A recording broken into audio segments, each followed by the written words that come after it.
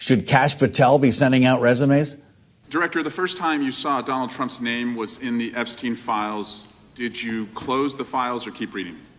I have reviewed not the entirety of the files, so you haven't reviewed all of the Epstein files? Personally, no. You're the director of the FBI. This is the largest sex trafficking case the FBI has ever been a part of. Buck stops at the top, and your testimony today is you have not reviewed all the files. What I've been doing is been busy providing the safest country this country has seen in modern U.S. history in historic speed, because the men and women of the FBI are given the resources to reduce the homicide rate, to reduce the drug trafficking rate, to reduce the amount of children that are being trafficked and the number of pedophiles. It sounds like those children being trafficked appreciate the director reviewing the files. You said you don't know the number of times Trump's name appears in the files, so it could at least be 1,000 times. Is that right? Hey guys, this is Adam here.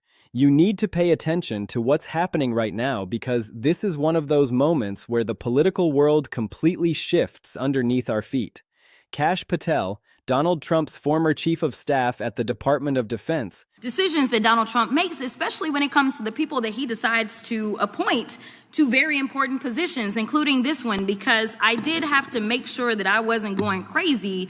But when I say that you are the least qualified FBI director in the history of the FBI, that is real, because you are the only one that never even served with the FBI prior to joining. Yet we are supposed to believe that you are the greatest thing since sliced bread. I didn't ask you a question. The same guy Trump tried to install as FBI director, the same guy who's been one of Trump's most loyal attack dogs for years, is suddenly facing the very real possibility of criminal charges, and not just any charges. We're talking about potential obstruction of justice, witness tampering, maybe even conspiracy charges that could land him in federal prison.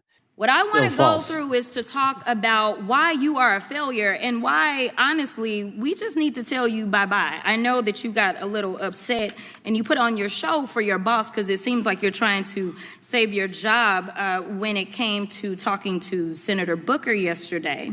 This is not speculation anymore. This is happening in real time because a federal prosecutor just dropped a bombshell that changes everything about how we understand Patel's role in Trump's efforts to stay in power after the 2020 election. Here's what just went down. You said you don't know the number of times Trump's name appears in the files, so it could at least be 1,000 times. Is that right? The number is a total misleading factor. We have not released anyone's name in the Epstein files that has not been credible. Director, could it at least be 1,000 times? We have released every piece of legally permissible information. Okay, you can characterize the numbers however you want it. You're claiming my time, Director. It sounds like if you don't know the number, it could at least be 1,000 times. It's not. It's not. Is it at least 500 times? No. Is it at least 100 times? No. Then what's the number? I don't know the number, but it's not that. Do you think it might be your job to know the number? My job is to provide for the safety and security of this country. My job is not to engage in political innuendo so you can go out to the sticks and get your 20-second hit in your fundraising article. Director. Keep going, reclaiming your time, because the people of California are being underserved by your representation. If the president is not implicated, why not release everything that involves him? We have released everything, the president and anyone else's side, that is credible and lawfully be able to be released. In late January 2026, court documents were unsealed, revealing that prosecutors have obtained emails and text messages showing Kash Patel personally coordinated with Trump allies to pressure Justice Department officials into opening false investigations into election fraud claims. And not just any investigations. We're talking about investigations that Patel knew were based on lies, investigations that were designed to create cover for Trump's fake elector scheme, investigations that were intended to delay certification of state election results so Trump could claim he actually won. The documents show Patel communicating directly with Trump about these efforts, receiving instructions from the president, and then executing those instructions by leaning on DOJ officials who were supposed to be independent.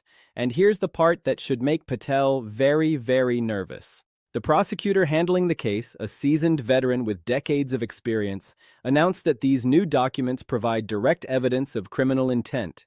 They show Patel knew the fraud claims were false. They show he knew the investigations were baseless.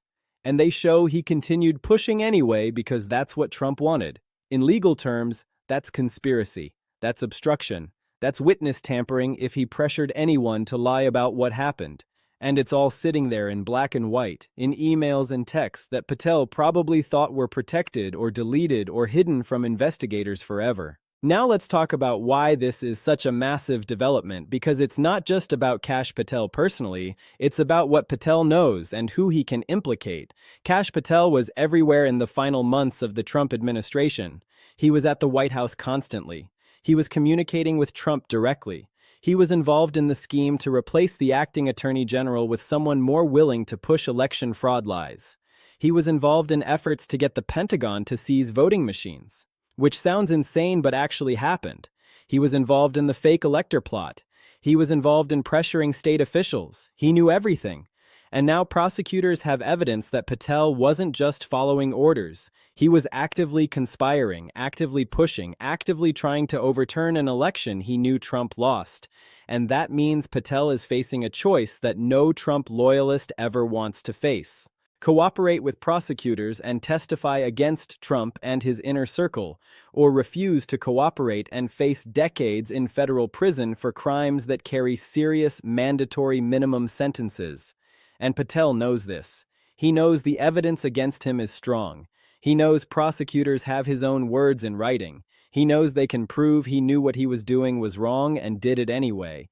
And that's why Patel is reportedly terrified right now. That's why he's been calling every lawyer he knows, trying to figure out how to survive this. Because the walls are closing in and there's no obvious way out. Let's dig into the specific evidence that just dropped because it's absolutely devastating for Patel. According to the newly unsealed documents, Patel sent an email in late December 2020 to a senior Justice Department official. In that email, Patel demanded that the DOJ open investigations into supposed voter fraud in multiple states. He attached what he called evidence of fraud, but internal communications show that Patel's own staff had warned him the evidence was completely bogus. They told him the numbers didn't add up. They told him the sources were unreliable. They told him there was no there. But Patel sent it anyway.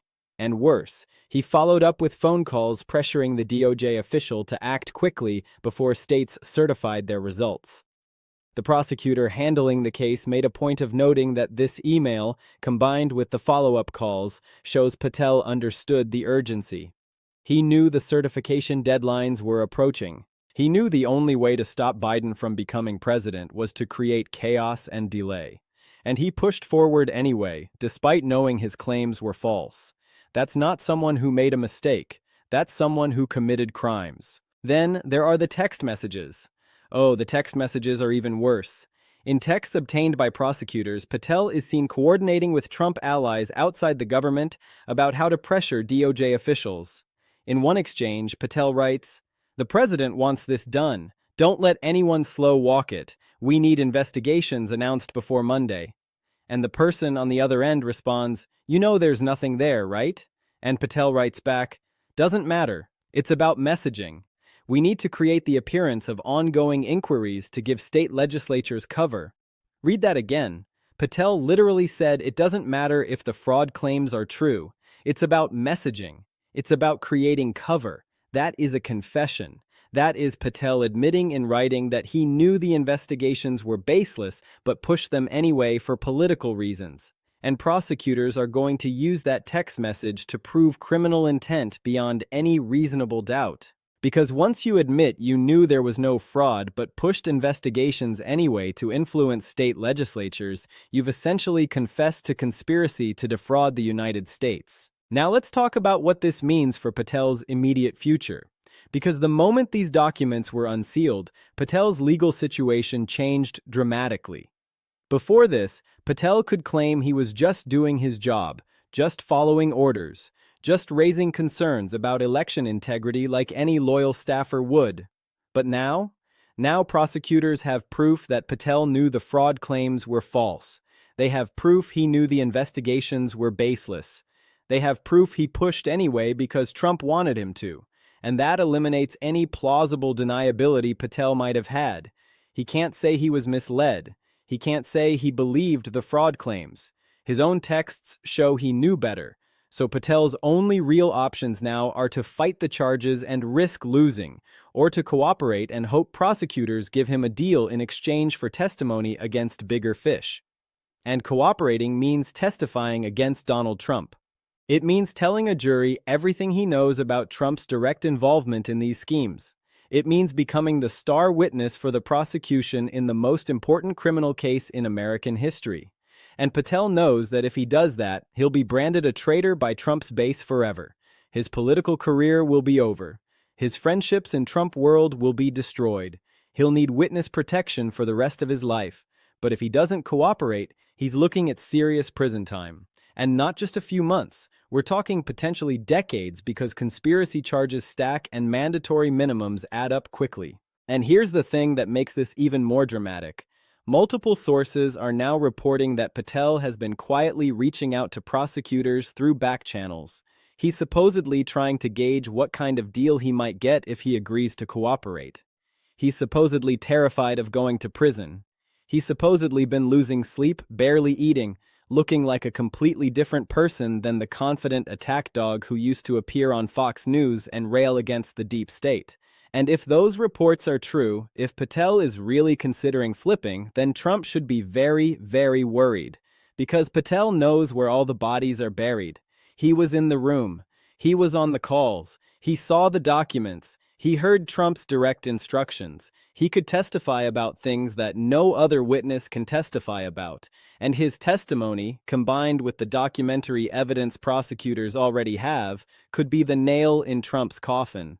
The prosecutor handling this case, a woman named Sarah Miller who's been investigating public corruption for over 20 years, she knows exactly what she's doing.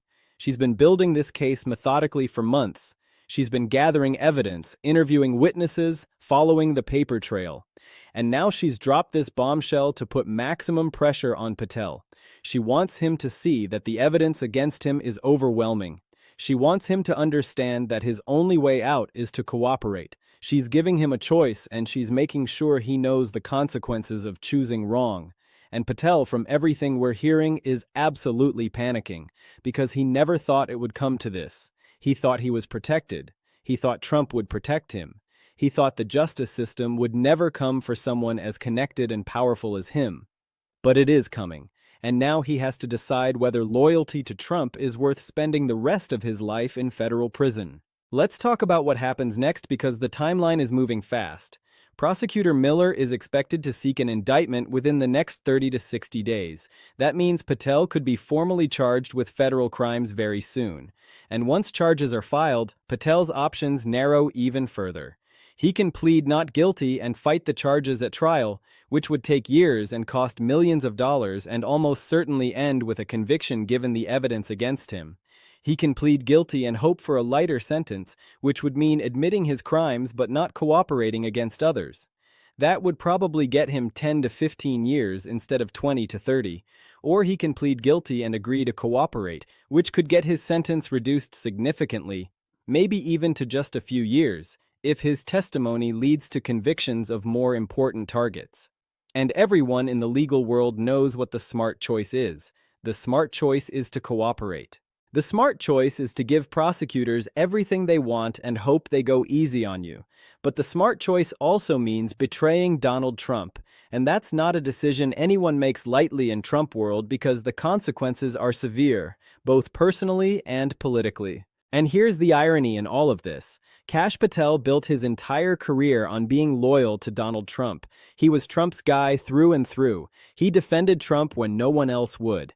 He attacked Trump's enemies with gleeful abandon. He positioned himself as Trump's most trusted warrior in the battle against the deep state. And now that loyalty might be the very thing that sends him to prison. Because Patel was so loyal, so eager to please, so willing to do whatever Trump asked, that he left a paper trail a mile wide. He put everything in writing. He texted and emailed constantly. He created evidence that prosecutors can now use to destroy him. And Trump, the man Patel was so loyal to, can't do anything to help him now. Trump can't pardon him because these are state crimes in some cases, and even federal pardons wouldn't protect him from everything. Trump can't make the charges go away because he doesn't control the prosecutors. Trump can't even publicly defend him without drawing more attention to the case and making things worse. So Patel is alone, facing the fight of his life, with the man he sacrificed everything for completely powerless to save him. This is the moment where we see whether loyalty in Trump world actually means anything. Because if Patel cooperates, if he becomes the witness who helps convict Donald Trump, it will shatter the myth that Trump's people will never turn on him. It will show that when faced with the choice between prison and cooperation, even the most loyal soldiers will choose freedom. And that could open the floodgates. If Patel flips, others will flip too. They'll see that Patel got a deal and they'll want one too. And suddenly prosecutors will have a lineup of witnesses ready to testify against Trump, all with first-hand knowledge, all with credibility issues that juries can evaluate, but all with stories that together paint an overwhelming picture of criminal conspiracy. So keep your eyes on Kash Patel right now, because what he does in the next few weeks could change everything. If he fights, we're looking at years of litigation and appeals and delays. If he folds, we're looking at testimony that could bring down a president. Either way, this story is far from over. In fact, it's just getting started. And the bombshell that just dropped is only the beginning of what's going to be a very long and very dramatic legal saga. Make sure you're subscribed so you don't miss what comes next, because this is moving fast and we're going to be here for every single development. Hit that notification bell, join the newsletter, and I'll see you in the next one.